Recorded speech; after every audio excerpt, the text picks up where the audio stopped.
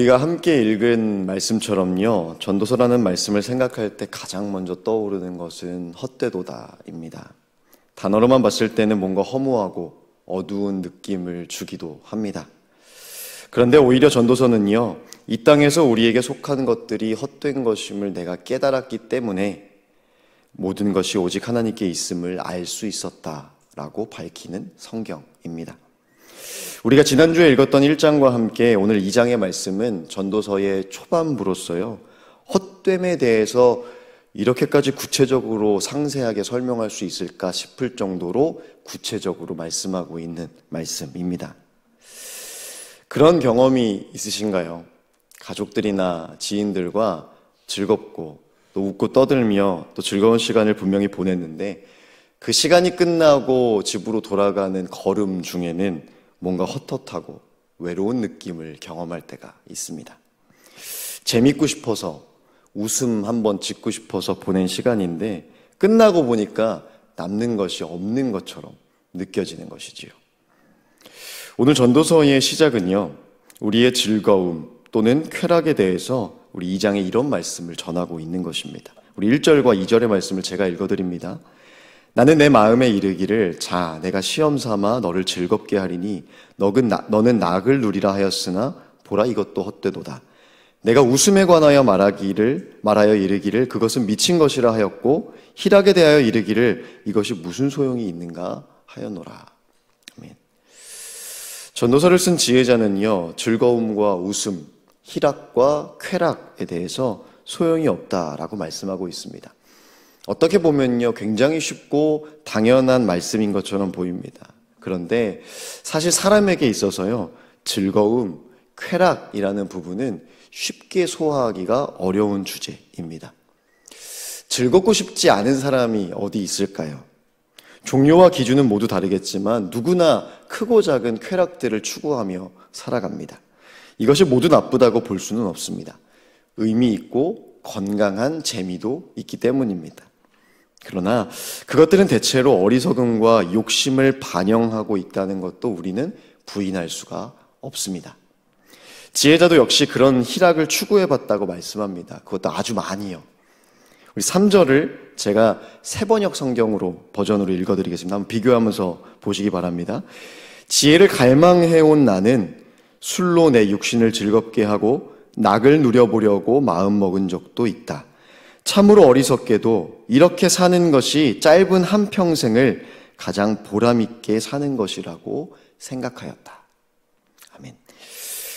즐거움을 따라 살았던 그 삶이 가장 보람있게 사는 삶이라 생각했던 지혜자는요, 인생의 낙에 대해서 아주 깊이 고민을 했던 것 같습니다. 그래서 4절 이후를 우리가 계속해서 살펴보면요, 사업도 크게 해보고 집도 지어보고 과일도 읽어보고 수목을 기르면서 연못도 파보고요, 남녀 가릴 것 없이 노비도 사보고 소 양도 가져보고 은금과 보물도 모아보고요, 노래하는 가수들과 함께도 해보고 처첩들도 많이 두어 봤답니다. 온갖 부귀영화를 다 누려본 것이지요. 그런데 9절 말씀에 보면요, 그 인생도 여전히 창성하고 지혜도 있었다고 합니다. 이 세상에 존재하는 여러 종류의 즐거움을 다 누려볼 수 있었던 자신의 인생에 대해서 10절 말씀에 이렇게 표현을 합니다. 우리 다 같이 한번 읽어보겠습니다. 무엇이든지 내 눈이 원하는 것을 내가 금하지 아니하며 무엇이든지 내 마음이 즐거워하는 것을 내가 막지 아니하였으니 이는 나의 모든 수고를 내 마음이 기뻐하였음이라. 이것이 나의 모든 수고로 말미암아 얻은 몫이로다. 아멘. 모든 것을 얻었다라고 고백하고 있는 말씀처럼 이 10절은 보입니다. 내 눈이 원하는 거, 내 마음이 즐거운 거 막지 않고 수고까지 해서 다 얻어냈습니다. 분명히 마음이 기뻤고 그 삶이 뿌듯했습니다. 의미가 없었던 시간은 절대 아닙니다. 그런데 지혜자는 자신의 인생의 즐거움에 대한 고찰 끝에요, 우리 11절을 이렇게 고백하고 있습니다. 같이 한번 읽어보겠습니다. 그 후에 내가 생각해 본즉 내 손으로 한 모든 일과 내가 수고한 모든 것이 다 헛되어 바람을 잡는 것이며 해 아래에서 무익한 것이로다. 11절을 읽으면요, 이 지혜자의 감정이 굉장히 무겁게 느껴집니다. 물론 말씀을 읽은 우리는요, 이게 무슨 복에 겨운 고민인가 싶기도 합니다. 그런데 이런 모습을 떠올려 봅니다. 해변의 모래밭에서 아주 조그만 예쁜 조개 하나를 찾기 위해서 하루 종일 땅을 답하며 모든 힘을 다 쏟았는데 겨우 찾아내고 나니까 그 어떤 만족도 느껴지지 않는 상태를 경험하고 있는 지혜자인 것입니다. 때때로 우리의 인생도 비슷합니다. 녹록지 않은 인생 속에서요, 작은 즐거움 하나 찾기 위해서, 진정한 기쁨 하나 찾아보기 위해서, 내 마음의 작은 만족 하나 얻어내기 위해서, 그 낙을 위해서 모든 힘을 다하며 수고했는데 그것이 헛된 일이었다면 그것만큼 허무한 일이 또 있을까요? 지혜자는 17절에 이렇게 말씀합니다. 이러므로 내가 사는 것을 미워하였노니 이는 해 아래에서 하는 일이 내게 괴로움이요 모두 다 헛되어 바람을 잡으려는 것이기 때문이로다. 자기가 사는 것까지 미워지는 허무함을 경험하고 있는 지혜자였습니다.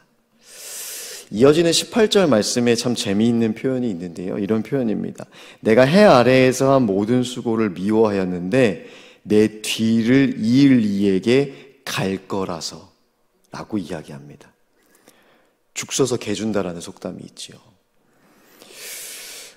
자기가 열심히 살았던 그 인생이 결국에는 내 뒤를 이을 이가 이어받을 것이기 때문에 그 삶이 미워지고 허무하다라고 느끼기까지 하고 있는 지혜자입니다.